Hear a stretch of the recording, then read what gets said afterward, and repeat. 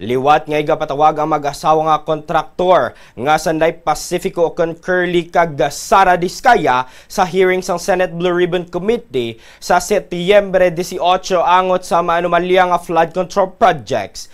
Ginpahayag ni Senate Blue Ribbon Committee Chairman kag Senate President pro tempore Panfilo Lacson nga liwat nga paatubangon ang mga Diskaya para at hagon ang wala nagasanto nila nga testimonya sa Senado kag Kamara.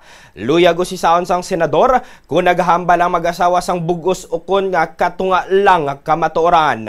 Liwat man ang imbitaron si Department of Public Works and Highways Undersecretary Maria Catalina Cabral para komprontahon angot sa pagpanginuwala sini nga ginengganyo niya si Senate President Tito Soto III nga magpasulod sa mga insertions sa 2026 national budget antes pa ini mas sumiter.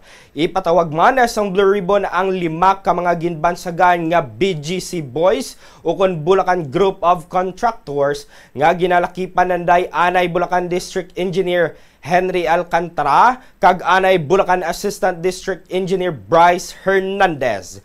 Una na nga ginpahayag man ni Lacson nga ginapaimbitar niya sa hearing ang kontraktor nga si Mina nga ginapahayag nakatransaksyon sang tawo sang isa ka senador para sa mga komisyon sa flood control projects.